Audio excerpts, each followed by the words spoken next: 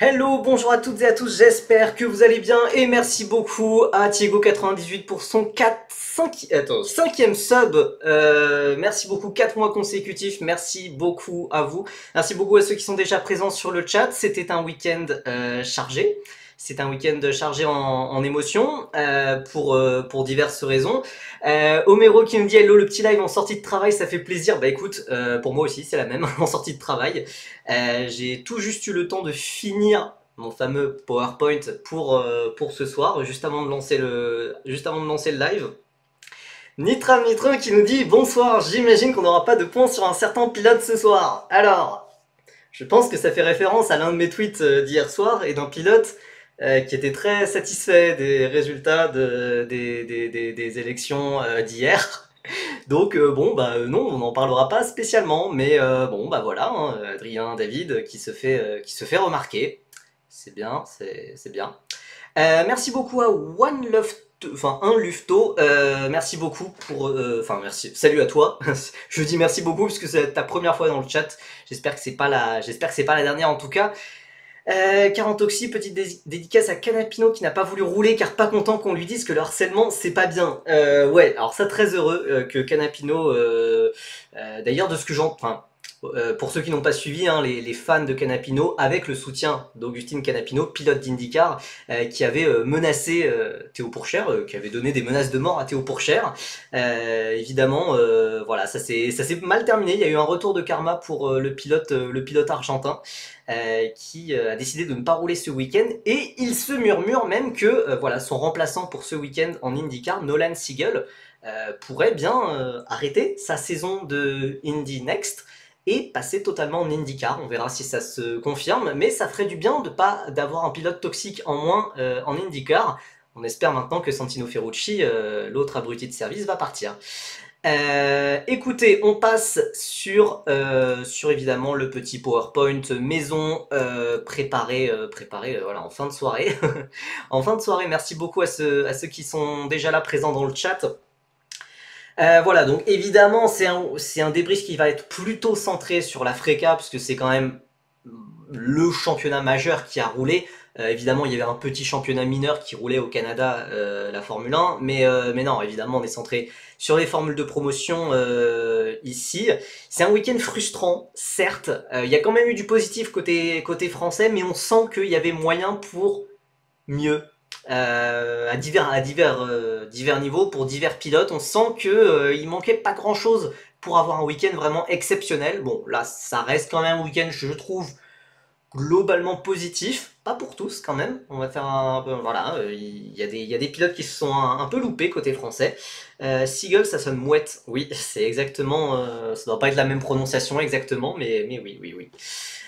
Donc on parlera principalement de la FRECA, de nos, je sais pas combien, 8 pilotes français, enfin 7 pilotes français, vu que malheureusement Dorian Pain était blessé, toujours en convalescence hein, suite à sa fracture de côte post-épisode grippal. D'ailleurs, je me suis un peu renseigné sur ça, parce que vous n'êtes pas sans savoir, je pense que je suis interne en médecine générale, du coup, je suis en stage actuellement, et j'ai demandé, c'était à combien à peu près la convalescence pour les gens qui avaient des fractures de côte, et ma maître de stage m'a dit que c'était plutôt 6 semaines. Vu qu'il y a eu cette fracture de côte qui a été diagnostiquée à Spa-Francorchamps il y a 2 semaines, voilà, le retour de la F1 Academy pour Dorian Pain, c'est dans 2 semaines. Donc faites le calcul, c'est pas sûr. C'est pas sûr que Dorian Pain soit là. Bon, on verra comment ça se passe. Hein. Les pilotes, c'est pas des gens faits comme nous, mais voilà, c'est pas non plus si sûr que ça que Dorian Pain puisse défendre ses chances pour le reste enfin pour la suite de la saison. On rappelle que voilà, la F1 Academy reprendra ses droits dans 2 semaines. Nitra, on est d'accord que Prema s'est trompé à engager Hugues Ochoukwu. Alors, on va parler des pilotes Prema, car là, il y a un souci. Prema est absolument fantastique. D'ailleurs, attendez, petit point, voilà, sur le classement. Bonsoir Vettel. Attends, Vettel Spin. Attends, c'est... Ah, purée, c'est abrégé, j'avais pas tilté. Bah bonsoir à toi. Du coup, voilà, un point sur ce classement. Et il y a vraiment un pilote qui écrase tout, c'est un pilote Prema, c'est un pilote redoublant certes, c'est Rafael Camara. Rafael Camara, 4 victoires, sa pire position c'est deuxième, il a 73 points d'avance au championnat, bon, pour le suspense je pense qu'on va repasser, il a déjà plus d'un week-end, il a déjà plus d'un week-end d'avance sur le reste de la concurrence, c'est bon, bah... Camara a plus de points d'avance sur Taponen que Taponen n'a de points. C'est dingue. C'est dingue puisque en plus il a souvent la réussite pour lui. Enfin, je veux dire, il n'a pas été pris dans des incidents, il n'a pas eu de soucis de fiabilité, ce qui n'a pas été le cas de certains de ses rivaux. Mais voilà, Rafael Camara, qui a une avance exceptionnelle, qui a encore accru son avance, il peut être sacré à Imola. Ouais, en vrai, ouais. Il peut être sacré en juillet-août, ouais. Ouais. On en est là. Plutôt peut-être plus réalistiquement Red Bull Ring, peut-être, on verra. En même temps, ces deux coéquipiers sont des bozos. Alors je sais pas c'est quoi la définition exacte de bozo, mais je vois souvent ce mot sur Discord pour critiquer des pilotes. Voilà, évidemment, ces coéquipiers, c'est James Wharton, actuellement 8ème au championnat, et Ugo Ugochukwu, qui est un très lointain 17ème. Voilà, gros souci de performance. Enfin, au-delà de performance, alors de performance pour Ugo Ugochukwu, mais James Wharton, lui, il est très rapide en qualification, comme le prouvent ses 2 pole positions. Le souci, c'est que, voilà, il est très impliqué. Il est très impliqué dans les accidents, parfois de sa faute, parfois pas forcément de sa faute. Hein. Dimanche, c'était pas forcément de sa faute hein, quand il s'est accroché par Ivan Dominguez, même si ça a été classé comme incident de course. Voilà, James Wharton qui fait une erreur tout seul le samedi alors qu'il est en tête que Tuka Taponen est à 2 secondes derrière. James Wharton qui la met tout seul, en carafe et qui en plus rejoint la piste de manière totalement ultra dangereuse. Se prend 3 places de pénalité. Bref, voilà. Chez Prema, il y a Camara et c'est tout. Il y a Camara et c'est tout. C'est assez impressionnant. Bon, ensuite, après Camara, bien après, on a Tuka Taponen en 2ème position avec sa première victoire sous la pluie diluvienne de Zandvoort avec 63 points. Et 3ème, un Français, Alessandro Giusti, qui a lancé sa saison définitivement. Il y avait déjà eu un week-end positif à Spa. C'était pas passé loin du podium, mais il n'y avait pas eu de podium. Et là, voilà, double podium avec la manière. Et on avait le sentiment qu'il était... voilà, ça aurait pu faire P3 et P2 assez facilement, on y reviendra. 4ème, Brando Badoer, qui a décroché son premier podium cette saison. À noter que le résultat de la course 2 est en suspens quand même, car il y a des vérification technique en cours sur la voiture de Brando Badoer, qui pilote affilié McLaren, pour qui voilà, les suspensions de Savannah Amersfoort sont peut-être litigieuses. On aura des réponses pas avant mercredi, donc on verra. On verra ce que ça donne, mais voilà, peut-être que Giusti pourrait profiter de ça pour gagner une position, peut-être que ça pourrait profiter aussi à Evan Gilter pour entrer dans les points de cette course, on verra ce que ça donne. Car Evan Gilter, voilà, 5ème puis 11ème. C'est très frustrant car on va y revenir, mais le rythme était là. Evan Gilter est quand même 5ème et meilleur rookie. 6ème, Stromstead. 7ème, Dominguez. 8ème, James Wharton. Voilà, on en a parlé très rapide, mais voilà, il n'a fini que 2 courses. Non, enfin, il a... comment dire oui, en fait, il a fini que 2 courses sans aucun incident. Voilà, c'est assez dingue. Puis ensuite, Clairot. Enzo Delini qui complète le top 10. Bilinski était blessé suite à un accident de la route et il reviendra normalement en Hongrie.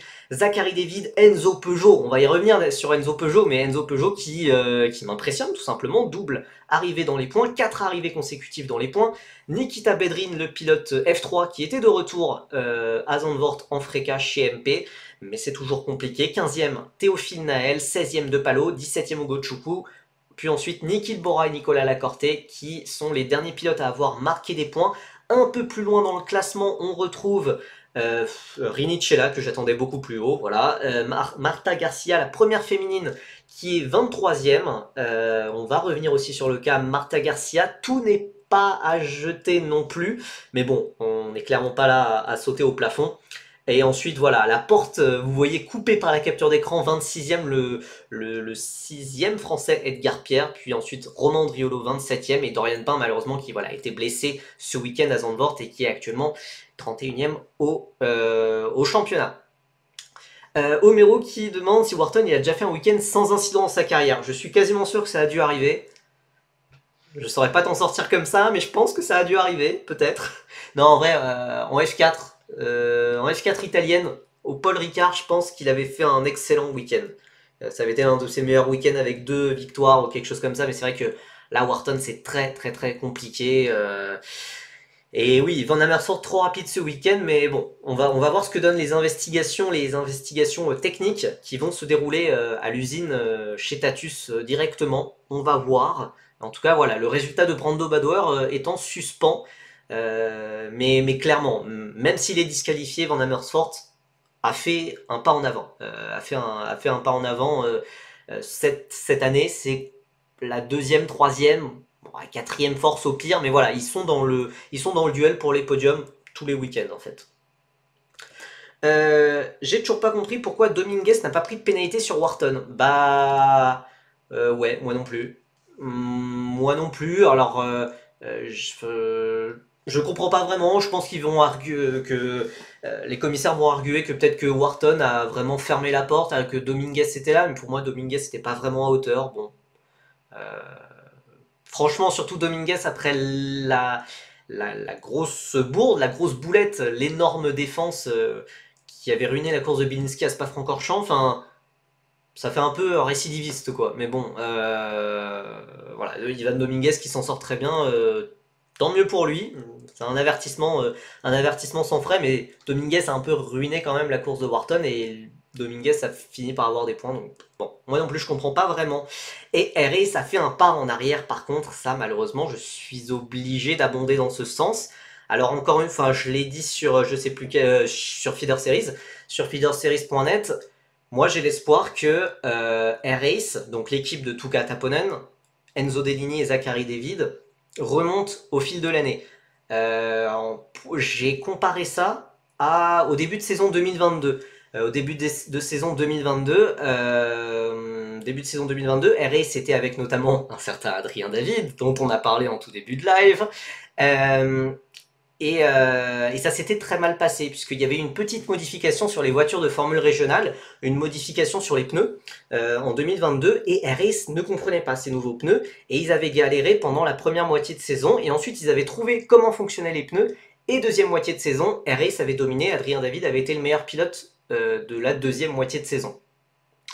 En 2024, il y a eu une modification sur les suspensions. Attends, suspension et ou aileron. Oula, faut que je vérifie, mais voilà, il y a une modification pour permettre, a priori, aux pilotes féminines de mieux s'acclimater à la FRECA, à la voiture de FRECA, pour la rendre plus facile pour les pilotes féminines, etc.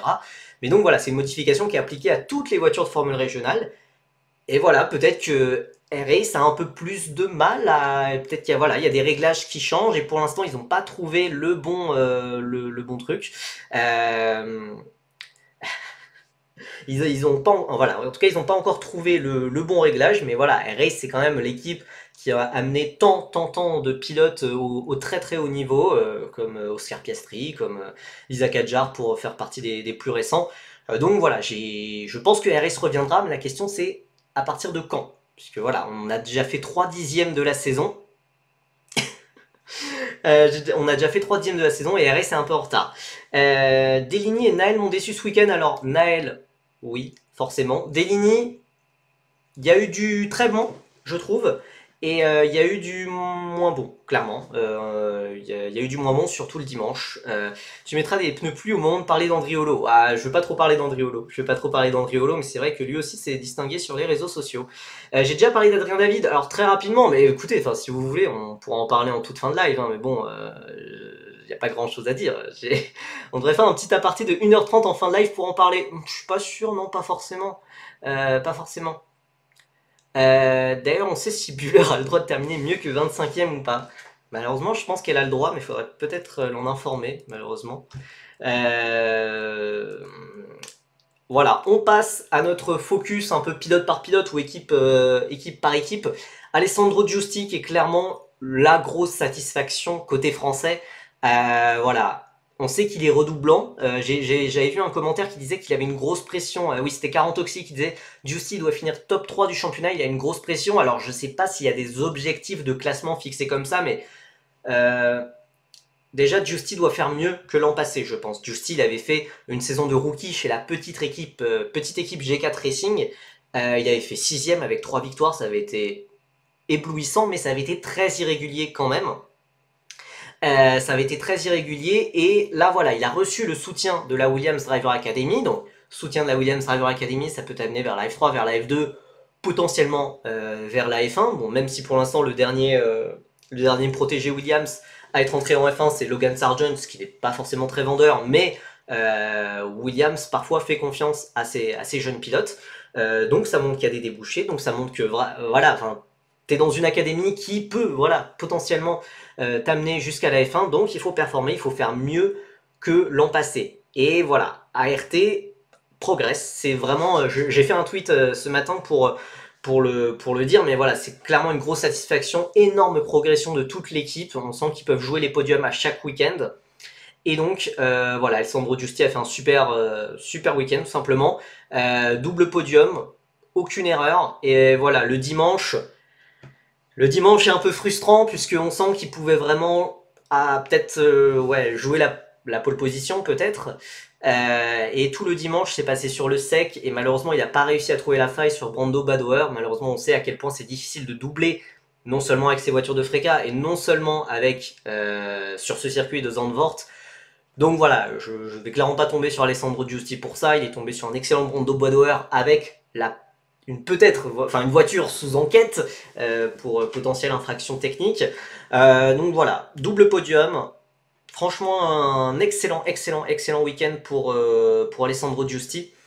Euh, voilà, il est troisième au championnat. Que dire, voilà, il faut juste continuer comme ça. Alors voilà, je sais pas si le top 3 au championnat, genre c'est un vrai objectif, etc. Je sais qu'en début de saison, il me disait que son objectif c'était le titre, mais voilà, vu l'avance de Raphaël Camara, ça va être compliqué, mais sait-on jamais. En tout cas, voilà. J'avais été un peu déçu par son premier week-end à Hockenheim. Là, voilà, il répond vraiment présent. Donc voilà, faut continuer comme ça. Et c'est très important de performer en début de saison. On reste encore en début de saison, c'est la troisième manche sur 10.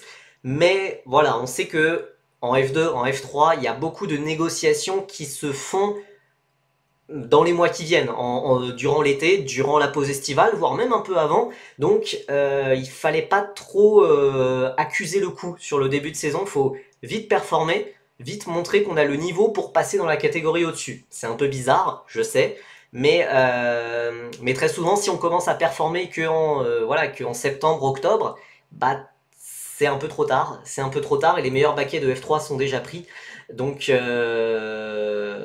voilà, c'est excellent ce que Giusti fait, et voilà, peut-être il fait les performances qu'on attend de lui pour qu'il aille en Formule 3 l'an prochain. Voilà, je sais pas dans quelle équipe, peut-être chez ART, peut-être dans une autre équipe qui a un partenariat avec Williams. En tout cas, voilà, c'est un très bon début. Être P2 derrière Camara, c'est comme être P2 derrière Verstappen, ça va. Ouais, enfin en fait c'est surtout que ouais, attends, est-ce qu'on en parle dès maintenant? Voilà. Le truc c'est que Raphaël, merci pour la transition Thiago, merci beaucoup. Le truc c'est que Camara, il est juste supersonique. Enfin alors on sait que ça a toujours été l'un des tout meilleurs pilotes des formules de promotion de ces dernières années. Il a toujours fait troisième globalement, deuxième, troisième en karting, en F4 derrière Andrea Kimi Antonelli qui était son coéquipier, qui était un an plus jeune mais qui avait le même niveau d'expérience que lui. Là, voilà, il est débarrassé de l'ombre d'Antonelli, et voilà, il a cet objectif absolu, il doit gagner, il doit minimum gagner. Là, il fait plus que minimum gagner, il gagne, mais avec la manière, enfin, la préma paraît juste injouable, on l'a bien vu en qualification, c'est juste, ils sont juste super loin, enfin, ils sont juste super loin devant. Honnêtement, cette année, qu'est-ce qu'il aura appris en plus? Bah, qu'est-ce qu'il aura appris en plus? Il aura appris à gagner un titre. Et ça, c'est quelque chose qu'il a jamais fait. Voilà, c'est dur à dire, mais Ferrari, l'a mis en Freka pour pour qu'il gagne un titre, pour qu'il montre vraiment qu'il a cette capacité à être dominant, voilà, atomiser un championnat. Donc voilà, Camara répond aux attentes. Je pense même qu'il dépasse les attentes, de Ferrari. Et en vrai, je pense que c'est un peu sur le ton de la blague, mais je suis plutôt d'accord avec Thiago. Enfin, je pense que au vu de ce que Antonelli a montré l'an dernier, et il est passé directement en F2. En vrai, c'est pas si impossible. Enfin, ça montre que le step de Freka à F2 est possible, car Antonelli bat son coéquipier Oli Berman. C'est pas si impossible qu'on voit un Raphaël Camara en F2 dès l'an prochain. Ça me paraît. Ça serait pas dans les habitudes de Ferrari, mais c'était pas dans les habitudes de Mercedes non plus de sauter la F3, donc pourquoi pas? Pourquoi pas? Et d'ailleurs, en vrai, ouais, je sais pas pourquoi pas. Genre, en fin d'année, pure théorie, hein, c'est juste moi qui fume là. Mais imaginons que Antonelli passe chez Williams pour remplacer Sargent après la pause estivale. Bah, franchement, c'est dur de faire un choix entre Beganovic et Mini en F3. Tu mets Camara à la place. Tout le monde est content, hein. Adjar n'a jamais gagné un titre, mais pourtant il a peut-être une chance d'aller en F1. C'est pas pareil, parce que Adjar, il a jamais été chez Prema. Enfin, il a jamais été chez la meilleure équipe. On peut arguer sur le fait qu'en F4 France, tout le monde a la même voiture, tout le monde est dans la même équipe. Mais la F4 France, ça commence à dater. Isaac Adjar, surtout, il avait pas le physique. Il avait le physique d'un gamin de 15 ans comparé à Yumu Iwasaki avec 4 ans de plus. Donc 4 ans, 3 ans de plus. Donc voilà, Adjar, c'est pas un souci de ne pas avoir gagné de titre quand t'as roulé chez Hightech, quand t'as roulé chez Campos, quand t'as roulé, voilà, etc.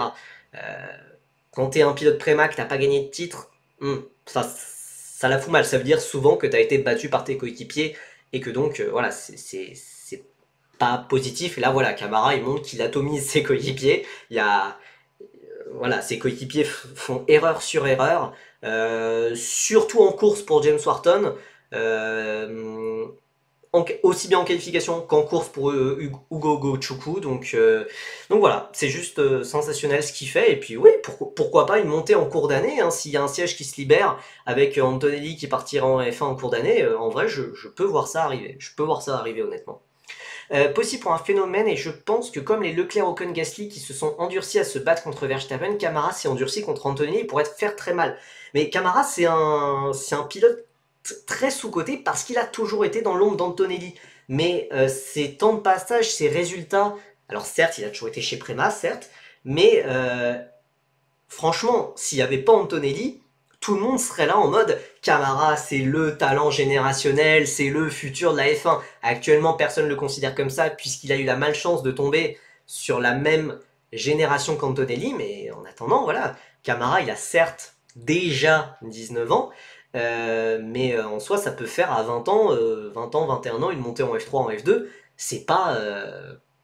c'est pas vieux non plus, hein. Victor Martin, s'il a gagné son titre de Formule Renault à 19 ans, voilà, il y a aucun mal à ça. Il y a aucun mal à ça, et je pense que Camara, voilà, c'est un pilote très sous-coté. Bon, voilà, au vu de son début de saison, il est de moins en moins sous-coté, mais voilà. Donc, on va voir, mais on peut aussi voir potentiellement le titre lui échapper en fin d'année s'il passe en F3 ou en F2 d'ici là. Hein, on ne sait jamais. Je précise que j'ai aucune information de mon côté. Hein. Là c'est juste une pure théorie. Hein. Victor a commencé plus tard aussi. Oui, non, mais certes. Mais pour moi, ce qui compte, c'est vraiment le niveau d'expérience en monoplace. Enfin, le niveau d'expérience dans la catégorie, dans la voiture. Là, Camara, il gagne. Enfin, il gagne. Oui, il a l'air de gagner le championnat sur sa deuxième année dans une Prema. Voilà, il fait ce qu'on attend de lui. Il fait ce qu'on attend de lui, tout simplement. Et voilà, et on pourrait totalement le voir passer en F3 ou en F2 très rapidement. On va faire un petit débrief maintenant pour un peu presque tous nos pilotes français. Evan Gilter. Alors c'est un week-end, vraiment la frustration. C'est le synonyme de ce week-end, c'est la frustration. Au final, donc voilà, ça fait P5, P5, oui, et P11. P11, voilà, on attend. Il y a encore l'enquête sur la voiture de Brando Badoer, donc il pourrait quand même faire P10. Alors Vettel Spin, je te reconnais évidemment, voilà, ton propagandisme pour Peugeot ne te mènera nulle part. Mais voilà, P5 et P11, surtout ce qui lui a fait mal, c'est de pas avoir, c'est d'avoir été gêné par le drapeau rouge, surtout par le drapeau rouge lors des qualifications le dimanche, car on sentait vraiment que son rythme était là. Je sais pas si le rythme était aussi solide que Justin, mais j'avais quand même l'impression que c'était le cas. Mais malheureusement, le dimanche, c'était la course sur le sec et c'était très difficile de doubler. Il a réussi quand même à doubler Enzo Dellini. Oui, il a réussi à doubler Enzo Dellini, mais voilà, c'était seulement pour la 11e place. Mais la veille, sous la pluie, il a été vraiment très très très très bon. P5, opportuniste quand il le fallait, etc. Et au final, bah, ça fait 10 points sur ce week-end. Je pense que voilà, il y avait clairement un potentiel pour avoir un podium, voire même peut-être deux. Franchement, je pense que Giusti et Gilter avaient le rythme pour des podiums. Voilà, c'est pas allé de son sens, c'est pas allé dans son sens ce week-end. En attendant, il est quand même 5e au championnat et meilleur rookie. Il accroît même son avance au classement rookie. Donc ça reste positif, enfin positif dans le voilà, dans le sens qu'on voyait que la performance était là. Maintenant, c'est vrai que voilà, je pense qu'il aurait espéré plus de résultats et on verra ce que ça donne. Mais en tout cas, voilà, j'ai pas spécialement de critiques à faire sur Evan Gilter en soi. Voilà, peut-être, voilà, il fallait prévoir le drapeau rouge. Voilà, non, franchement, j'ai bien aimé le week-end d'Evan Gilter. J'ai pas grand-chose à dire là-dessus. La réussite n'était pas de son côté. Il a fait des bons dépassements. Il a été opportuniste. Voilà, franchement, P5 et meilleur rookie, c'est solide. C'est solide et pour moi, c'est un pilote qui mérite très totalement sa montée en F3 l'an prochain à ce rythme. Enzo Dellini, c'est plus mitigé. Je dois l'avouer, c'est plus mitigé. Le samedi, ça avait été bon. Le samedi, ça avait été bon. Il avait fait un très très beau dépassement sur Pedro Clerot pour la 4e place. Malheureusement, on n'a pas vu l'action, mais il a fait une petite erreur, je crois, dans le banking qui lui a fait perdre 2 places et l'a fait rétrograder au 6e rang. C'est dommage car voilà, sous la pluie, on sent que le désavantage de Air-Ace se gomme. D'ailleurs, bah, on l'a bien vu avec la victoire de Tuka Taponen. En tout cas, voilà, Enzo Dellini est clairement le 2e meilleur pilote Air-Ace. Il est facilement devant, enfin facilement, tout est relatif, mais il est bien devant Zachary David. Quand tu prends aussi les week-ends d'Egozi et Tarn Van School, fallait pas être un jeune pilote Red Bull ce week-end. Ouais, donc clairement, ça a été compliqué. Ça a été compliqué pour les jeunes pilotes Red Bull. Après, voilà, enfin pour l'instant, ce qui m'a un peu déçu, c'était la course du dimanche où il n'a pas vraiment été dans cette bataille pour les points. En fait, il a été assez rapidement déposé par Evan Gilter. D'ailleurs, heureusement, la bataille est restée propre entre les deux. Après, il y a quand même eu une belle défense sur Théophile Naël, etc. Mais voilà, c'était vraiment à la porte des points. C'est un peu dommage. Et encore une fois, le rythme en fin de course qui était compliqué, mais compliqué pour un peu tout le monde, pour Taponen, pour Dellini, pour Zachary David, pour les pilotes race. Le souci de Spa-Francorchamps n'a pas l'air d'être réglé. Après, il est là où il est attendu. Hockenheim était une folie. Ah, mais j'ai même envie de dire qu'il est. Ouais, il est là où il est attendu. On rappelle que, je l'ai rappelé 36 000 fois hein, sur les lives précédents, mais c'est le pilote le plus jeune du championnat, c'est le pilote qui n'a fait aucun week-end en formule régionale, ils sont que 2 ou 3 dans ce cas-là, sur tout le reste, sur tout le plateau, car beaucoup ont roulé l'année dernière ou tout simplement cet hiver au Moyen-Orient ou en Océanie. Donc, surtout enfin, on voit que le rythme pur est là. Maintenant voilà, sur la gestion des gommes ou sur la gestion de course, un peu comme tous ses coéquipiers, j'ai l'impression qu'il subit un peu. Mais en attendant, voilà, 10e au championnat, c'est un bon début. C'est un bon début. Maintenant, ce qu'on attend d'Enzo Dellini, c'est qu'il progresse et qu'il continue de progresser pendant l'année. C'est un bon début pour commencer. Voilà, dimanche, j'étais forcément un peu déçu et j'espère surtout que Harris trouvera des solutions rapidement. Je ne sais pas s'ils les trouveront dès la Hongrie et dans 2 semaines, mais c'est vrai que ça serait bien pour Enzo Dini. Après voilà, il fait un début de saison plus que correct. Franchement, il faut se rappeler du week-end d'Hockenheim où il est absolument sensationnel en qualification. Mais voilà, il est pour l'instant meilleur en qualification qu'en course. Je ne sais pas à quel point c'est de sa faute ou de la faute de son équipe. Mais en tout cas, voilà, le rythme pur est là. Et ça, c'est très positif. Et on doit passer à la révélation la révélation qui se confirme, hein. Enzo Peugeot, qui ne cesse de me fasciner sur ce début de saison, et qui est tout simplement le leader de Saint-Éloque sur ce début d'année. Tout simplement, on l'avait vu à Spa-Francorchamps, on l'a confirmé maintenant dans les classements, puisque Enzo Peugeot est passé 13e au championnat avec sa 4e entrée dans les points consécutifs. Théo Final, lui, est seulement 15e, De Palot 16e. Mais voilà, Enzo Peugeot, splendide. Il a surtout fait des dépassements très sympas le samedi, mais surtout le dimanche. Et le dimanche sur Nikita Bedrin, pourtant pilote de F3 qui a déjà fait des podiums en F3. Franchement, bravo. Pas franchement de critique à faire. Il bat ses coéquipiers. J'ai pas forcément de points négatifs à apporter. C'est vraiment le leader de Saint-Éloque. Chapeau. Chapeau bas. Et c'est un peu la piquette, justement, voilà, pour Théo Final, que j'attendais, en tout cas personnellement, un peu plus haut. Théo Final qui avait fait un excellent week-end à Hockenheim, surtout en course.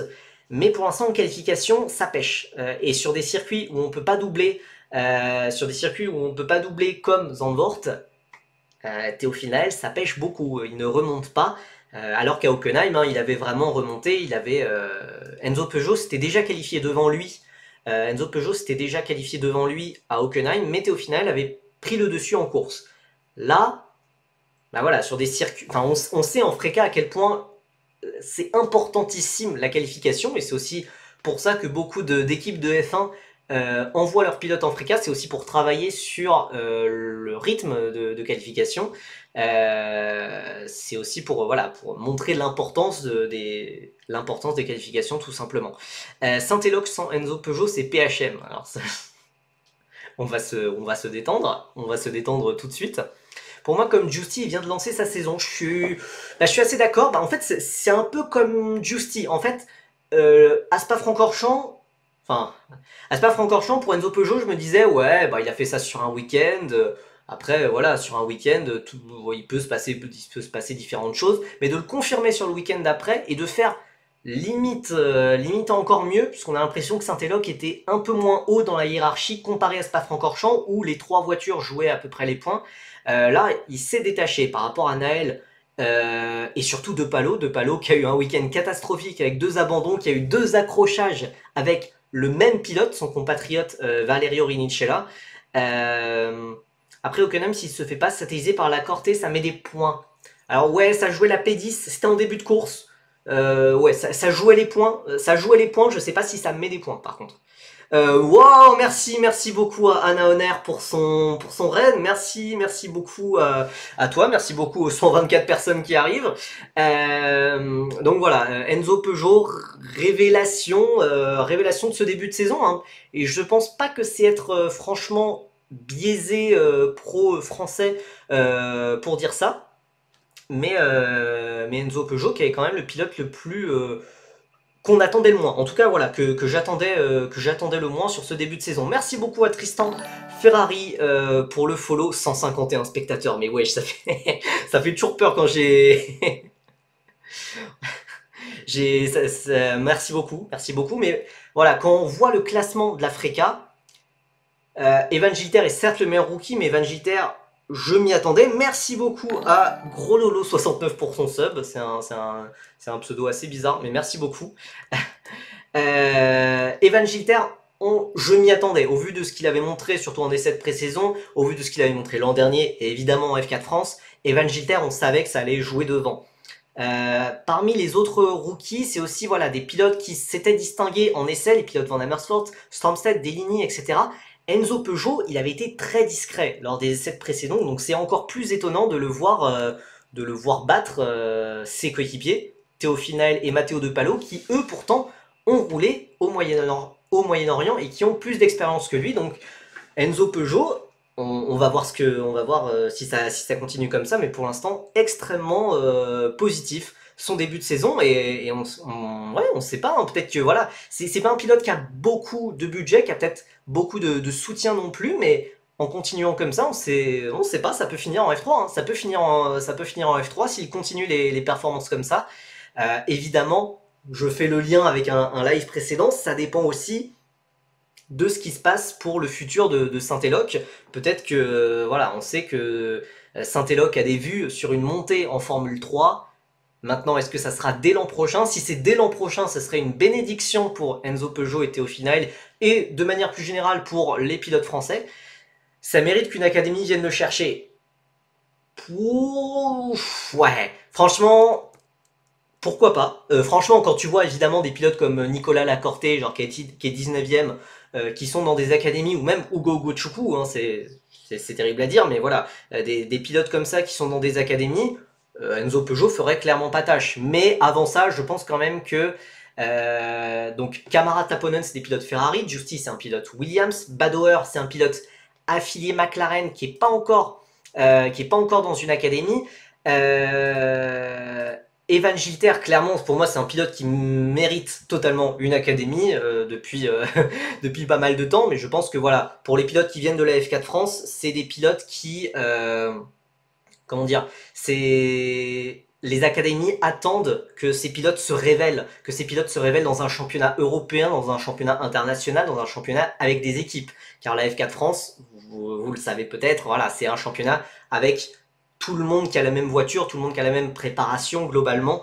Et donc voilà, les académies de F1 préfèrent une saison de confirmation, un peu comme Red Bull qui est allé chercher Isaac Hadjar après, un an après sa saison de F4 France, un peu comme Williams qui a cherché Alessandro Giusti un an après son titre de F4 France, tout ça parce qu'il s'était révélé en Freca tout simplement. Donc je pense que voilà, pour Evan Gilter, ça ne saurait tarder, j'espère. J'ai pas d'informations particulières là-dessus, mais voilà, j'espère que Evan Gilter arrivera dans une académie. Mais voilà, il y a aussi Stormstad, Dominguez qui se sont révélés, même si Dominguez est très irrégulier et très très très rugueux. Et Enzo Peugeot, oui, pourquoi pas, hein, pourquoi pas, honnêtement. Tu bats largement un mec qui a dominé une F4 espagnole avec des Rinicella Dellini. Et ouais, la F4 France, c'est probablement peut-être. Enfin après, ça dépend de chaque promotion. Hein. Ça dépend de chaque promotion. Il y a des promotions qui sont plus talentueuses que d'autres, hein, tout simplement. Mais la F4 française, la preuve par les résultats, la F4 française est, je sais pas si on peut dire la meilleure, mais peut-être la deuxième meilleure. Hein. Peut-être la deuxième meilleure. Quand on voit les performances d'Evan Gilter et d'Enzo Peugeot qui ont bataillé pour le titre toute l'année, qui nous ont offert une bataille fantastique, d'ailleurs on va pas se le cacher. On les voit maintenant 5e et 13e, c'est parmi les meilleurs rookies, ils dominent leur coéquipier, bon sauf Gilter qui est légèrement battu par Alessandro Giusti mais qui a un an d'expérience en plus et qui vient aussi de la F4 France, qui est le champion 2022 de la F4 France. Alors que voilà, en F4 espagnol, c'est plus compliqué. Voilà, Théophile Naël a un peu plus de mal, mais quand même, faut pas enterrer Théophile Naël trop vite. Théophile Naël, c'est un pilote qui s'est imposé en Formule régionale Moyen-Orient pendant l'hiver. C'est un pilote qui a fait des podiums, qui a fait aussi un excellent week-end à Hockenheim. Donc, c'est clairement pas un pilote à enterrer. Enzo Dellini, il a aussi un peu... C'est dur de dire d'Enzo Dellini qu'il a un peu de mal hein, quand il y a eu 5 arrivées dans les points, quand il y a un rythme exceptionnel en qualification et que surtout, voilà, son équipe son équipe est en difficulté. Christian Ho qui est en Eurocup 3, qui a fait sa première victoire d'ailleurs, mais bon, et Rinicella qui n'a pas marqué de points. La F4 Italie n'est pas supérieure à la F4 France, bah tout le monde te dira que si.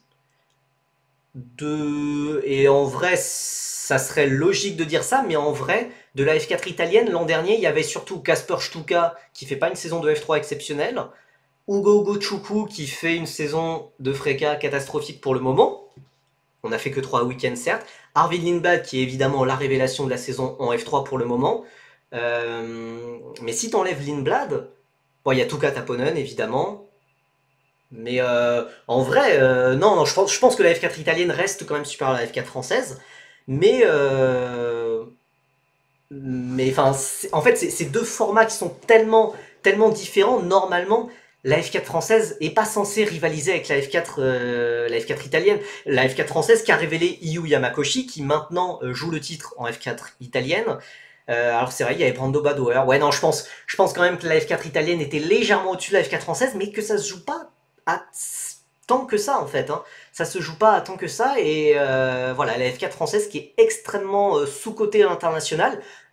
Alors par les fans, par les spectateurs, vous verrez si vous traînez un peu sur le Discord de feederseries.net, les gens qui ne voilà, qui pensent que la F4 française c'est le quatrième ou le cinquième meilleur championnat, alors qu'en fait c'est plutôt deuxième, enfin troisième ou deuxième quoi. Donc voilà, la F4 espagnole qui n'a pas révélé de grands pilotes encore pour le moment. Je dis pas du tout ça parce que leur champion en 2016 c'était Amaury Cordil, mais la F4 espagnole tarde à révéler des grands pilotes.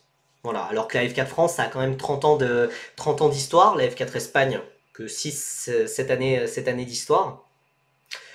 Voilà, pour l'instant, la F4 France, chaque année, il y a quand même des cracks, alors plus ou moins, hein, qui sont révélés. Attention à la British F4 qui arrive.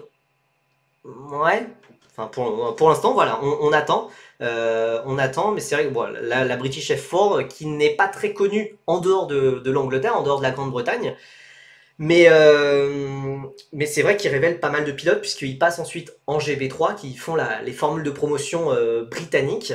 Euh, Alex Dunn, hein, il a aussi fait la F4 italienne. Mais oui, c'est les formules de promotion britanniques, et c'est un peu à part aussi. C'est un peu à part quelque part. Mais voilà, je pense qu'on a vu la F4 espagnole beaucoup trop haute, la F4 France et peut-être la F4 britannique aussi trop basse. Mais voilà. Il est pas loin de Justice, c'est encourageant. Ouais, pour Gilter, clairement. S'il vous plaît, tout sauf l'Alpine Academy pour Gilter. Clairement. Si j'ai un conseil à tous les pilotes français, et je sais qu'il y en a parfois qui passent sur ce live, n'allez pas à l'Alpine Academy. Voilà, s'il vous plaît, faites autre chose. N'allez pas non plus à la Sauber Academy ou à la Stone Martin Academy.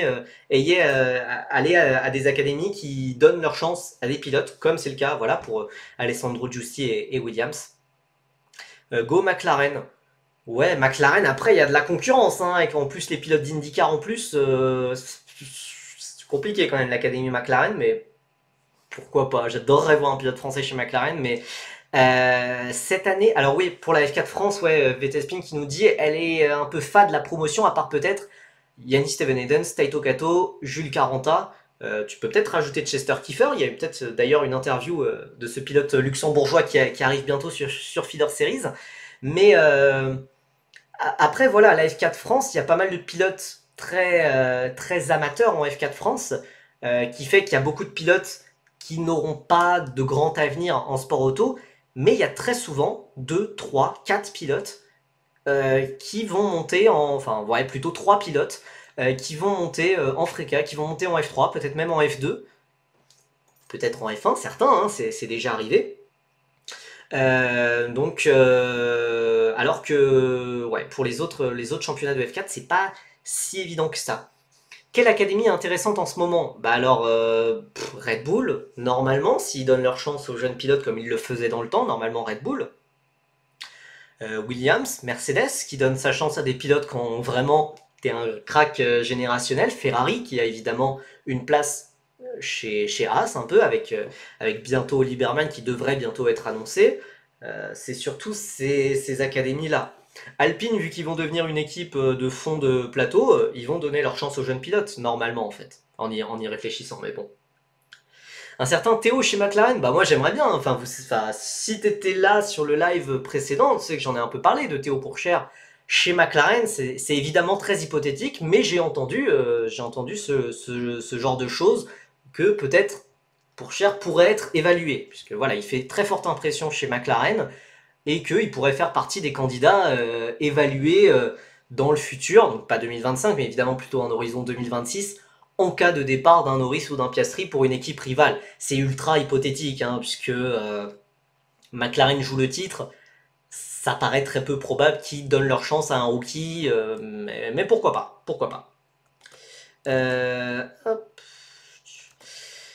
Honnêtement, à part Williams, Aston Martin, le reste, ils ont déjà leur crack à qui ils vont donner une chance, Berman Antonini, donc ça sera bouché pour un moment. Bah, là, on parle de pilotes de Freca et de F4, hein, donc là, c'est pas bouché. Hein. Imaginons que Berman Antonelli floppe totalement, en 2 ans, on n'en parle plus. Hein. Donc en 2027, la voie est libre. Et en Freca, enfin, les pilotes de Freca, ils peuvent totalement arriver en F1 en 2027. Donc voilà. Bon, on en a parlé rapidement. Je vais passer très rapidement sur ces deux cas. Les pilotes Prema, les pilotes qui sont coéquipiers de Raphaël Camara, qui font un peu honte à Prema, pour être honnête. 2 ans, pour moi, ils auront 3 ans minimum. Bah, ça dépend, hein. Enfin, ça dépend de chacun. Imaginons que ça floppe énormément, genre comme un Sargent actuellement. Ça fera 2 ans maximum. Enfin, on peut pas savoir. En fait, ça dépendra tout simplement de leur niveau de performance. Antonelli, pour moi, il va vraiment s'installer en F1. Berman, je suis pas certain. On verra. On verra, mais je suis beaucoup plus convaincu par Antonelli que par Berman. Voilà, pour en revenir sur la Freca, Ugo Chukwu, Wharton, voilà, c'est erreur sur erreur en qualification ou en course. Avec quand même James Wharton qui est plus impressionnant en qualification car il a déjà fait 2 pôles, il a déjà fait 2 podiums aussi. Mais voilà, on commence à comprendre peut-être pourquoi il a été viré de la Ferrari Driver Academy. Beaucoup d'erreurs. Ça reste quand même un début de saison où on voit que la performance est là. Mais on voit surtout que la Prema est ultra dominante et que ces deux pilotes n'en profitent pas. Les deux pilotes, surtout Ugo Chukwu, le pilote McLaren, qui est 17ème au championnat avec une Prema, c'est honteux, on peut le dire. C'est honteux, et là, en plus d'un rythme pas exceptionnel par rapport à ses coéquipiers, il y a des erreurs en course. Tu peux quand même pas mettre Wharton et Ugo Chukwu dans le même panier. Je les mets pas dans le même panier, mais voilà, ce week-end était criant de leurs défauts sur ce début de saison. Beaucoup trop d'erreurs, beaucoup trop d'irrégularités, mais évidemment, Wharton fait même un très bon début de saison dans le potentiel, mais voilà, il y a beaucoup trop d'erreurs, d'irrégularités, de choses comme ça. Évidemment, au Chukwu, il y a très peu à sauver, voilà, c'est catastrophique, on peut le dire. Wharton, on sent qu'il y a du potentiel, et d'ailleurs, je vais pas dire que ça m'étonne, mais il me surprend par rapport à ce qu'on a vu de lui en F4. Non, Wharton, il est pas moyen, car vraiment, il y a des pole positions devant Camara, qui roule sur l'Africa. Mais voilà, et c'est vrai que voilà, si on donnait une préma à Giusti, si on donnait une préma à Gilter, ou même à un autre pilote pas français, hein, à Stromsted ou à Badoer, ou voilà, un pilote comme ça, franchement, on aurait un championnat beaucoup plus serré, je pense. Quand on voit la marge de préma en qualification où il colle 6-7 dixièmes à tout le monde, c'est quand même beaucoup, je pense, l'équipe qui joue, sans retirer quand même de ce que fait Raphaël Camara, et qui fait un début de saison exceptionnel. L'équipe joue quand même beaucoup. Des fulgurances avec des erreurs perso, je trouve ça moyen. Bah ça dépend comment tu le considères, puisque des fulgurances, ça veut dire que tu as des hauts très hauts, et que si tu arrives à gommer tes défauts, tu peux devenir un excellent pilote. Si tu es un pilote moyen, mais régulier, genre qui fait constamment 6ème, 7ème, etc., et que les jours de folie et de pleine lune, tu fais 5ème, bah, est-ce qu'il y a vraiment des équipes de F1 qui vont s'emballer pour toi? Pas convaincu. Tu feras peut-être une grande carrière en endurance, puisque tu es régulier, etc., mais sur une perspective F1, j'ai du mal à voir des équipes F1 vraiment s'emballer pour des pilotes comme ça. Donc voilà, le truc voilà, pour Wharton, c'est qu'il y a vraiment beaucoup d'erreurs. Mais les fulgurances sont là. Je pense que c'est tout pour la page Freca. Ah non, oui, très rapidement pour revenir sur les autres pilotes dont on n'a pas évoqué en Freca, voilà. Parmi mes tops, j'en ai parlé sur Twitter, mais ART, clairement, franchement, je suis très heureux chaque week-end de voir que et Giusti et Gilter peuvent jouer les podiums tous les week-ends, qu'ils ont les armes pour se battre devant, pour se mettre en évidence, pour se distinguer aux yeux de potentiellement des équipes de F1 et des équipes de F3 évidemment, puisque on sait que voilà, enfin c'est très probablement des pilotes qu'on retrouvera en Formule 3 l'an prochain, donc très heureux pour ART, aussi pour l'équipe en tant que telle qui redresse la barre. Après une année 2023 catastrophique. Tuka Taponen qui a été très bon sous la pluie et qui mérite quand même sa première victoire après voilà les difficultés de son équipe R-Race, les difficultés qui sont toujours là, mais Tuka Taponen qui s'est vraiment distingué. ART c'est quand même les 2 pires pilotes au championnat. Ouais, possible. Alors au classement, il y a peut-être un pilote KIC qui joue avec eux, mais c'est vrai que Jaroslav Veselao et Lena Buller, à côté de Giusti et Gilter, c'est un peu ouais, deux mondes différents. ART, je suis totalement d'accord avec Manjox. ART, ils ont inversé la tendance. 2003, Fort en F2, ça galère en F3 Freka, et 2024 c'est exactement l'inverse, je suis complètement d'accord. On oublie de le dire, mais ça fait que 3 meetings. Bah attends, j'ai pas arrêté de dire ça, j'ai pas arrêté de dire ça tout le live, ça fait que 3 meetings, je suis d'accord. Ça fait 3 meetings, ça fait quand même, voilà, 30% de la saison, le championnat avance, et comme je l'ai dit un peu plus tôt pour 2003, non, 2023. Comme je l'ai dit pour Alessandro Giusti, c'est vraiment important de performer en début de saison, puisque les décisions en formule de promotion, ça se fait, pour monter en F2, en F3, ça se fait dans l'été. Ça se fait en juin, juillet, août, allez, début septembre à la rigueur, mais ça se fait tôt. Donc faut performer tôt pour espérer avoir les meilleurs baquets en Formule 3, en F2, et donc voilà, c'est ce que font Giusti et Gilter à la perfection. Donc voilà, c'est important vraiment de performer tôt.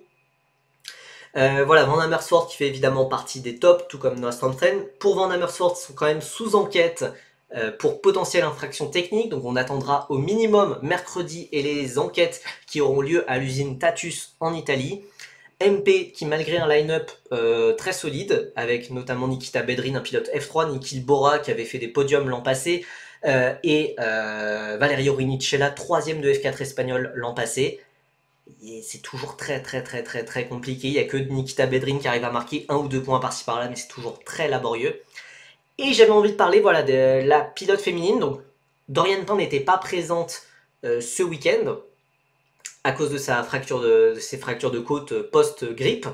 Marta Garcia, évidemment, beaucoup de gens retiendront le négatif. Beaucoup de gens retiendront le négatif. Voilà, le négatif, pour résumer la situation, elle est 23ème au championnat derrière Giovanni Maschio, avec pour meilleur résultat une 15ème place.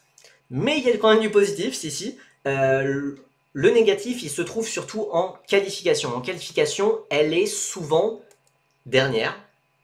Très honnêtement, elle est souvent dernière, ou en tout cas, voilà, au-delà du top 25, enfin voilà, elle est dans les profondeurs du classement, Marta Garcia, la championne de F1 Academy, mais en course, elle remonte. En course, vraiment, elle remonte.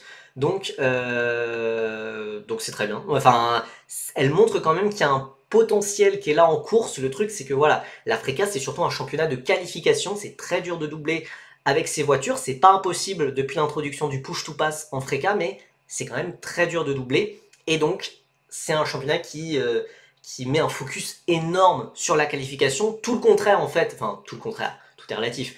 Mais c'est un peu le contraire voilà, de la F4 ou de la Formule 3 où on peut très facilement doubler et au final les qualifications, voilà, c'est pas si important, tu peux doubler par-ci par-là et tout. Donc voilà, malheureusement pour Marta Garcia, ce qui est important c'est la qualification dans ce championnat.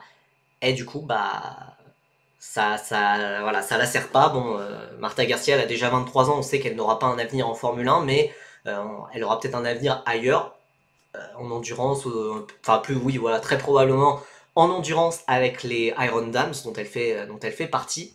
Elle arrive à dépasser Sauer et Biron Bagdi. Oh là là, tes mauvaises langues.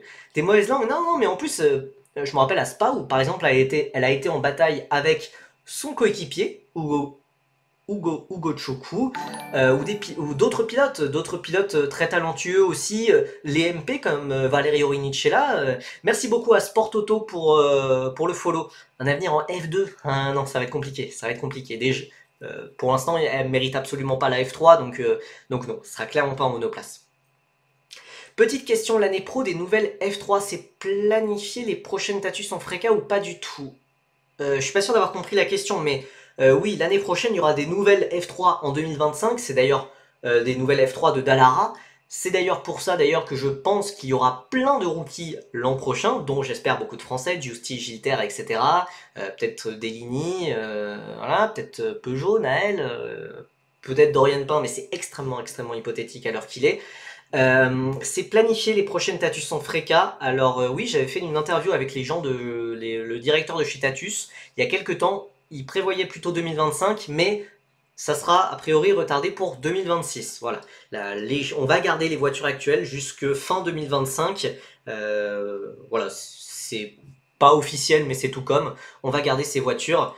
Tatus, mais voilà, ça sera la nouvelle génération, la formule régionale deuxième génération arrivera en 2026.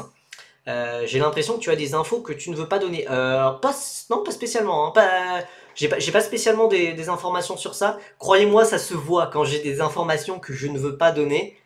Ça se voit. On me voit bégayer en tchécoslovaque et en serbo-croate. Ça se voit.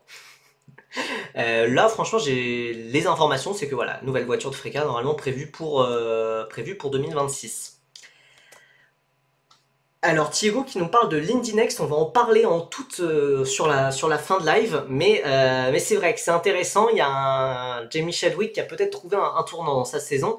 On espère qu'ils arriveront à améliorer les dépassements. Bah évidemment c'est l'un des gros enjeux, hein. C'est l'un des gros enjeux pour la Freka, pour le futur de la formule régionale en tant que telle. Après le fait d'avoir une voiture où tu peux pas dépasser, ça a ses côtés positifs. Alors certes ça donne des courses un peu inintéressantes, enfin voilà, où il n'y a pas beaucoup d'action au final, sauf quand il y a de la pluie comme samedi, mais ça donne une importance cruciale à la qualification, ça donne une importance cruciale au fait de construire un dépassement, la gestion du push-to-pass aussi, en plus avec un push-to-pass qui va peut-être arriver en Formule 1 dans le futur, je trouve que ça a quand même des côtés positifs. Alors forcément, en tant que spectateur, c'est peut-être pas le top.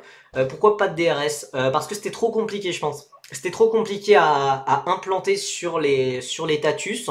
Je sais que ça a été discuté, mais c'était trop compliqué à implémenter en cours de réglementation. Ils ont préféré le push to pass. Et voilà, on verra ce que ça donne sur la formule régionale deuxième génération. Mais moi personnellement, j'aime bien, surtout le push to pass qui a une utilisation limitée. Donc il faut vraiment avoir l'intelligence de course de savoir l'utiliser au bon moment, etc. Moi je trouve ça pertinent plutôt que le DRS, t'es à une seconde derrière et puis bon bah tu l'actives maintenant. C'est pas juste un aileron arrière à ouvrir, non. Enfin oui, le DRS c'est juste ça, mais a priori Tatus m'avait dit que c'était trop compliqué. C'était trop compliqué, que c'était plus facile d'introduire un push-to-pass, de voir avec Alpine, puisque c'est Alpine slash Oreca qui font les moteurs des Freka, pour mettre un push-to-pass, c'était moins cher, c'était plus efficace, peut-être plus utile, etc. Tatus, ils étaient vraiment pas chauds. Pour ceux qui sont intéressés, j'avais fait un article sur Feeder Series à l'époque, avec les directeurs de chez Tatus, donc je dois en parler. Je me rappelle plus exactement parce que ça date déjà d'il y a un an, je crois, l'interview avec eux. Ça marche comme le push to pass. Attendez, qu'est-ce qui marche comme push to pass? Puisque le push to pass, je rappelle, c'est 5 utilisations de 15 secondes que tu dois gérer pendant la course à n'importe quel moment, sauf au premier tour évidemment. Et tu dois les utiliser voilà, au meilleur moment, parfois pour attaquer, parfois pour défendre. Ça marche comment le... Ah bah voilà, j'ai répondu à ta question Neil. Mais du coup, voilà, ça fait qu'il y a un nombre d'utilisations limité et il faut savoir l'utiliser au bon moment. Ou comme le dit Manjox, très bonne explication, tu pushes et tu passes. Voilà, même si voilà, tu peux l'utiliser simplement pour défendre face à un pilote derrière. Ça arrive parfois.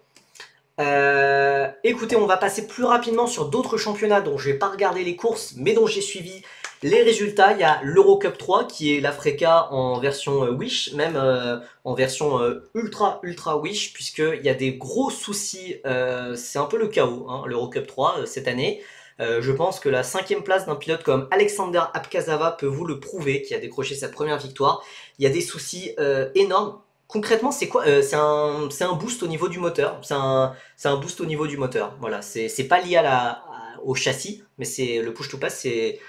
Voilà, tu débloques des chevaux supplémentaires, comme en Super Formula, comme en IndyCar, comme en Super League Formula tard l'époque. Voilà, c'est de la puissance supplémentaire, un peu comme si tu utilisais l'ERS, sauf que c'est pas de l'énergie électrique, hein, tout est mécanique, mais comme Ferrari. Oula. Non mais du coup voilà, l'Eurocup 3, énorme chaos au niveau des pneus. A priori c'est un scandale sans nom, les pilotes n'arrêtent pas de se plaindre, enfin les pilotes qui ne gagnent pas n'arrêtent pas de se plaindre. Voilà, c'est difficile d'avoir une hiérarchie claire et représentative des vraies forces en présence. En attendant, il y a quand même Owen Tangavelu, notre ex-français qui est passé sous licence vietnamienne, qui est actuellement 2e au championnat. Bah merci Dr Hello pour avoir repartagé cet article. Voilà, ce que De mars. Purée, ça fait plus d'un an du coup. Ah ouais. C'était justement sur la voiture d'Eurocup 3. Sur la voiture d'Eurocup 3 qui est un peu différente de celle de Formule Régionale. C'est une Tatus avec un kit aéro différent et qui est censé s'approcher de la future Formule Régionale et qui permet plus de dépassement, etc. Mais voilà, l'Eurocup 3 c'est un championnat très difficile à suivre à cause de beaucoup de problèmes liés aux pneus Hankook. On sait que voilà, Hankook ils ont eu des gros soucis avec plusieurs de leurs un de leurs entrepôts ou une de leurs usines qui a brûlé. Et du coup, ça donne un championnat a priori très aléatoire avec des niveaux de performance très variés. Et voilà, beaucoup de pilotes qui se plaignent malheureusement. En attendant, Owen Tangavelou s'en sort plutôt bien. Voilà, deuxième au championnat, une victoire, 3 podiums. Voilà, tout le meilleur pour lui. On verra surtout en fin de saison s'il peut continuer à vraiment peut-être gagner le titre et à revenir sur de la Formule 3 après 2 saisons de fracas. Je vais pas dire mitigé, mais peut-être un peu quand même, où il y a eu des coups d'éclat. Il y a eu des coups d'éclat, mais pas forcément voilà, des victoires. Il y a eu, je crois, un podium. Est-ce que. Non, il n'y a pas eu de podium. Il n'y a pas eu de podium, je crois, en Freka pour Wen Tangavelou. Mais bon, voilà, on sait jamais. Peut-être qu'il reviendra sous licence française un jour, mais je ne pense malheureusement pas. On a un pilote français dans le championnat, évidemment, Luciano Morano, qui était dernier de F4 France en 2022. Dont on ne va pas beaucoup parler. En F4 espagnol, il y a eu aussi le deuxième week-end sur le même circuit, d'ailleurs à Portimao, avec le favori au championnat, l'un des rares pilotes redoublants qui a écrasé le week-end, Kinou Al-Azari, qui avait joué le titre en F4 Emirati et qui montre que c'est lui le patron. Qui montre que c'est lui le patron du championnat. On n'en doutait pas trop, même si on en doutait un peu après le premier week-end, mais voilà. Kino Al-Azari, le pilote émirati, a remis les pendules à l'heure. Évidemment, mention spéciale à Thomas Strauven, pilote belge, qui fait un excellent début de saison. Ah oui, merci à Dr Hello. Tangavelou, c'était une victoire rookie, c'est ça. C'était ça. Il était monté sur un podium dans le sens où il avait fait une victoire rookie lors de la dernière manche au Mugello en 2022. Merci. Quand je pense que Dorian aurait pu jouer les premiers rôles s'il avait fait de la F4 Espagne. Bah écoute, je pense même que Dorian Pain aurait pu jouer les premiers rôles s'il avait fait de la F4 tchèque, mais est-ce que ça aurait été pertinent? Je sais pas. Dorian Pain, il est déjà assez occupé avec la F1 Academy comme ça. Non, enfin, Dorian Pain, il fallait qu'elle fasse de la Freca pour s'aguerrir en vue de la F3. Bon, maintenant, on dirait qu'elle n'est pas totalement prête. On va voir ce que ça va donner au fil de l'année, mais ça va être juste hein, quand même. Donc voilà, très content pour Thomas Strauven, un pilote belge qui se distingue sur ce début de saison. Lucas Flucha qui est un peu rentré dans le rang. Rivera, pilote mexicain, pas protégé de Sergio Pérez d'ailleurs, hein, c'est assez rare, hein, parce que souvent tous les pilotes mexicains sont protégés de Sergio Pérez. Et justement, ça lui porte chance hein, de ne pas être soutenu par Pérez, vu qu'il performe, contrairement à Pérez. Pardon, c'était... On sent que ça venait du cœur, hein. On sent que ça venait du cœur. Mattia Kolnaghi, vainqueur du volant Richard Mille, qui s'est distingué. Nathan Tai, autre pilote managé par Guillaume Le Goff, le manager de Pierre Gasly ou d'Enzo Dellini, entre autres. Voilà, on en a parlé, je crois que c'est Nitram Nitrin qui l'avait dit, mais voilà, pour les pilotes Red Bull, ça a été très compliqué. James Segozzi, pilote redoublant en F4 qui n'est que 9ème. René Lam... Alors, l'autre pilote Red Bull, Enzo Tarnvanishkoul, 17ème. Je rappelle encore que voilà, Enzo Tarnvanishkoul n'est clairement pas dans les meilleures conditions pour performer tout simplement. Voilà, du côté vie privée, voilà, ses parents ne sont pas d'un soutien... ne sont pas d'un très grand soutien et il se retrouve un peu tout seul dans sa vie malheureusement. Donc vraiment force à Enzo Tarnvanishkoul. Mais évidemment c'est très compliqué et je ne sais pas si Red Bull le gardera très longtemps. L'ancien champion du monde de kart Oka Junior.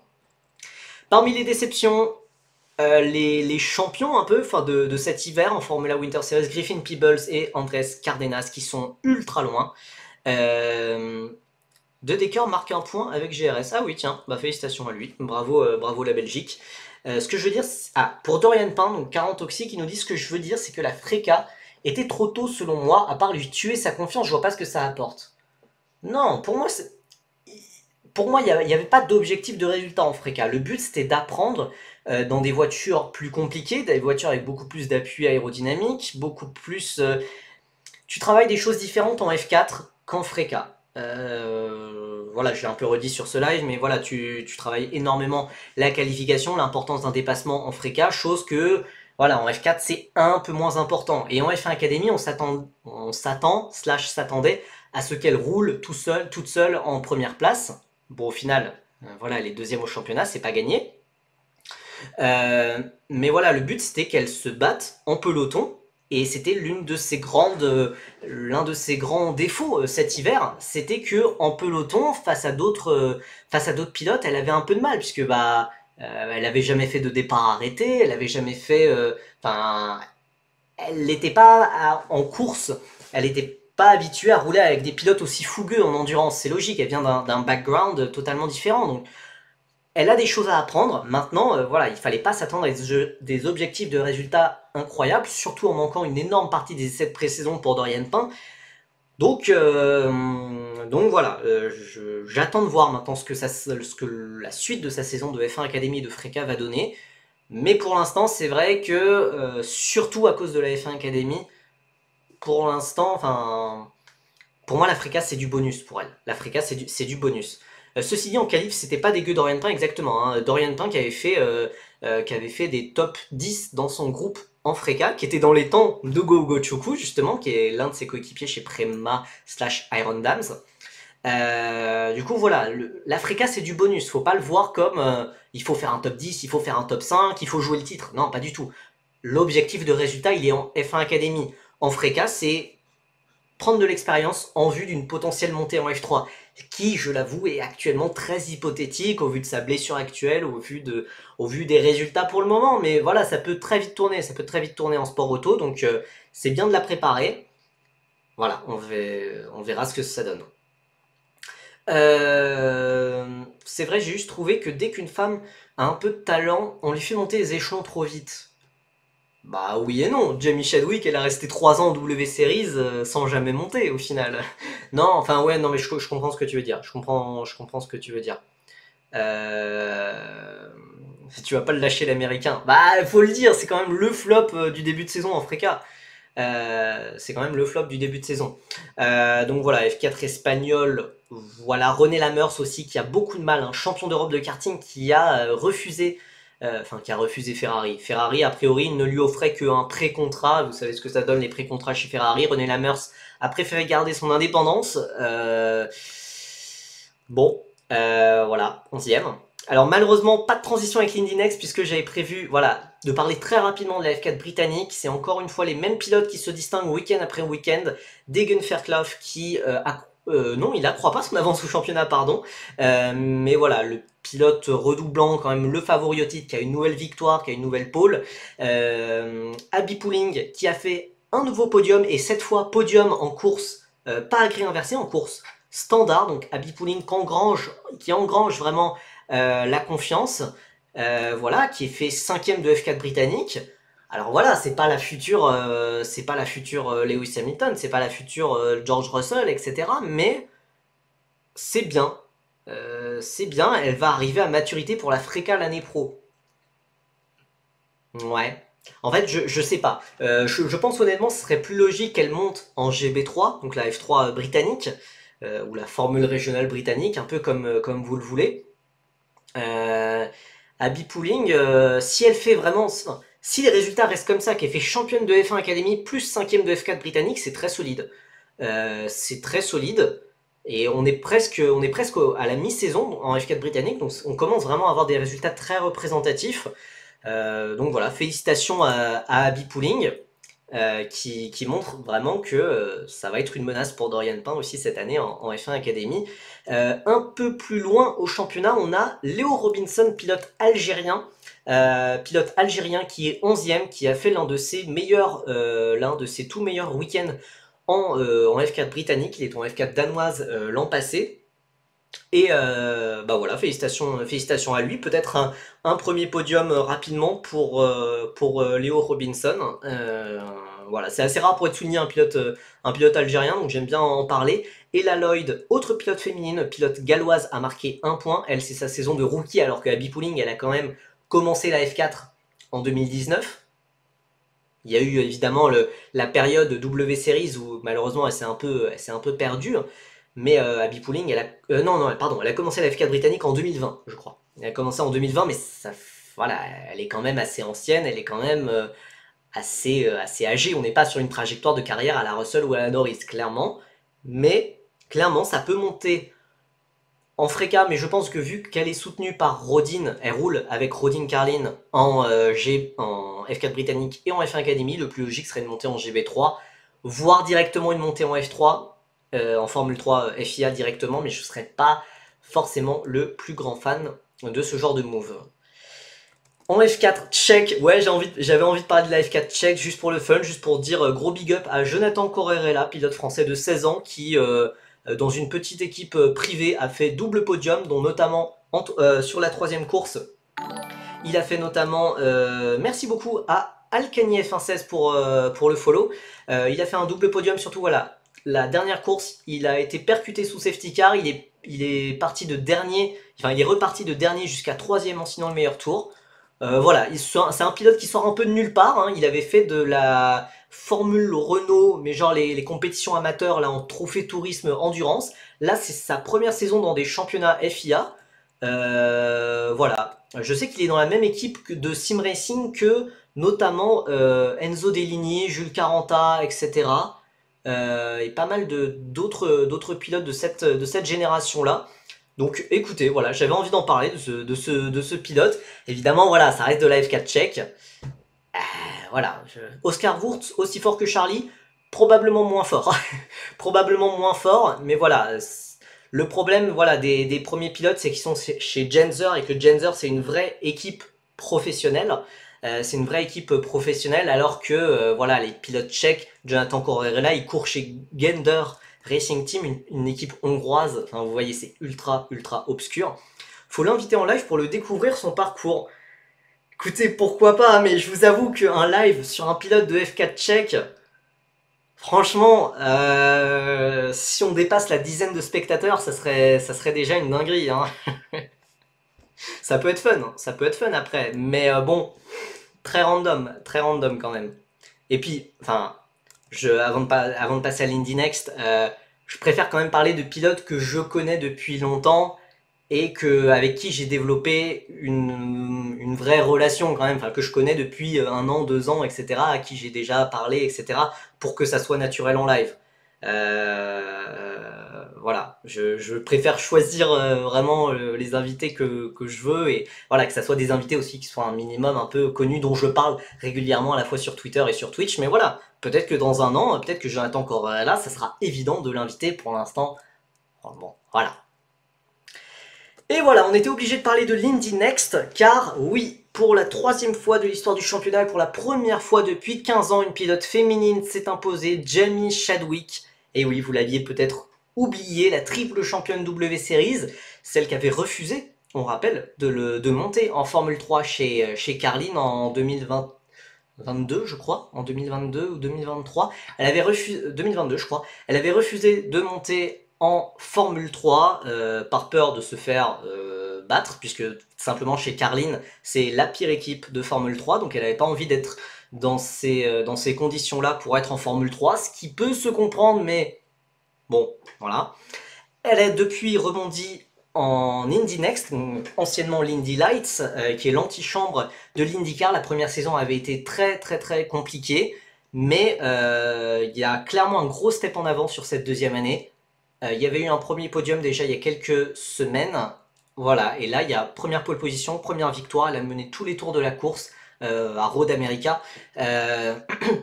C'est top, franchement.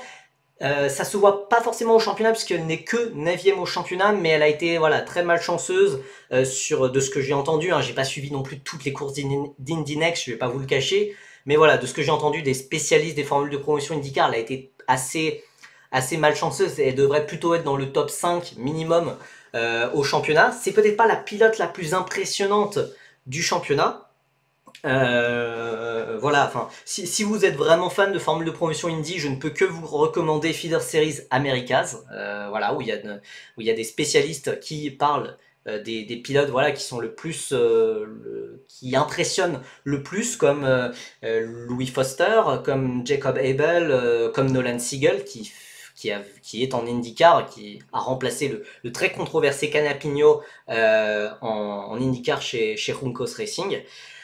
Mais donc voilà, c'est peut-être pas la pilote la plus impressionnante, mais il y a des performances qui deviennent vraiment très très très intéressantes pour Jamie Chadwick, et forcément, de ce qu'on entend sur les réseaux sociaux, sur Twitter notamment par notre journaliste Feeder Series, Jeroen Demendal, on parle d'elle en IndyCar en 2025, et voilà, comme je le dis, voilà, c'est pas forcément immérité. Évidemment, voilà, c'est logique, il y a une énorme part marketing. Vous imaginez bien le fait qu'une pilote féminine arrive en IndyCar. En plus, Jamie Chadwick, c'est quand même un nom dont on a beaucoup entendu ces dernières années, de par ses succès en W Series, ses succès aussi en F3 asiatique. On rappelle quand même qu'elle a gagné des courses, qu'elle a fait, oui, qu'elle a fait des podiums face à des pilotes comme Jack Doohan, comme Nikita Mazepin, comme, voilà, Mazepin c'était pas une référence, mais ça reste quand même un pilote qui a fait de la F1. Donc voilà, sa carrière a l'air vraiment de prendre un nouveau décollage. Et voilà, on parle d'elle en IndyCar en 2025 chez Rahal, chez l'équipe de Graham Rahal. Donc écoutez, pourquoi pas, on suit d'un œil ce qui se passe aux États-Unis. Mais voilà, Jamie Chadwick a l'air clairement d'avoir passé un cap. Et on pourrait bien la revoir affronter Théo Pourchaire l'an prochain, par exemple, en IndyCar. Et donc, on s'approche sur la fin de ce live. À venir cette semaine, d'habitude je fais des petites images et tout machin en mode... Mais en fait, il n'y a pas grand chose cette semaine. Pour être très honnête, il n'y a pas grand chose. Donc, il y a de la British F4 à Silverstone, de la F4 italienne à Vallelunga, où on suivra quand même un peu les performances notamment de Freddy Slater, de Alex Powell, d'Yu Yamakoshi, Kin Nakamura Berta, etc. Donc j'en parlerai un peu sur Twitter évidemment, mais il n'y aura clairement pas de live. Maintenant, je pense, sur les prochains jours, avant un week-end absolument exceptionnel, et vraiment, franchement, réservez votre week-end du 22-23 juin, car il y aura F1, F2, F3, Freca, F1 Academy, F4 française. C'est un week-end de malade. Enfin voilà, franchement, ça va être un week-end de malade, donc prenez, enfin voilà, reposez-vous bien, allez voir, sociabiliser avec votre famille, avec vos amis, etc. Car le week-end du 22-23 juin, voilà, c'est le week-end de de la dinguerie, voilà, tout simplement. Donc voilà, est-ce que d'ici là, est-ce que d'ici ce week-end 5 étoiles, 6 étoiles, on essaye des petits lives spéciaux avec des invités, puisque ça fait depuis janvier qu'on n'a pas invité de pilote sur cette chaîne. J'avais invité Théophile Naël. Donc écoutez, pourquoi pas un troisième invité sur cette chaîne, un troisième invité pilote. Ah ouais, ouais. Ah, j'avoue que j'avais pas prévu de focaliser ça sur Le Mans. Je sais pas si t'as dit la Freca, mais il y en aura aussi, ouais, F1, F2, F3, Freca, F1 Academy, F4 française. F4 française. Donc, enfin, bon, je vais parler avec des pilotes. Voilà, je vais essayer de parler avec des pilotes, voir s'il y a une date qui peut passer, mais voilà. Je vais essayer de parler à des pilotes dont j'ai déjà beaucoup parlé sur Twitter et sur Twitch. Ça peut être très sympa. Voilà, je ferai peut-être des sondages Twitter pour voir aussi quelle journée vous correspond le plus, pour qu'il y ait évidemment le plus de monde possible. Mais écoutez, voilà, je pense qu'on se dirige vers la fin de ce live. Il est temps de manger, en tout cas pour moi. Peut-être que vous mangez devant ce live, je ne sais pas. Si c'est le cas, bon appétit. Merci beaucoup d'avoir été aussi nombreux sur ce live. Après ce week-end, pas grave, parce il y a peu de feeder series, parce que je pense que tous les fans sport auto vont se concentrer sur 24 heures du Mans. Ouais, ce sera probablement semaine prochaine en vrai. Percy qui promeut plus les pilotes que l'Alpine Academy. Bon, c'est pas difficile, hein. C'est pas difficile. Donc voilà, ouais, on verra sûrement pour un live la semaine prochaine. ouais, peut-être pour un live la semaine prochaine avec un pilote français. Oui, un pilote français. Voilà. Écoutez, je vous en dis plus dès que j'ai plus d'informations, dès que je contacte les pilotes en question. Et voilà, d'ici là, passez une très très bonne soirée, passez une très bonne semaine de 24 heures du Mans aussi. Et voilà, de toute façon, voilà, on se retrouve sur Twitter, sur Twitch, sur Insta, sur Feeder Series, sur YouTube, sur Feeder Series. Voilà, il y a une interview avec un pilote de F4 française, Chester Kiefer, révélation du dernier week-end qui va sortir dans les prochains jours. Et voilà, très bonne soirée à tout le monde, merci beaucoup et à très bientôt, salut!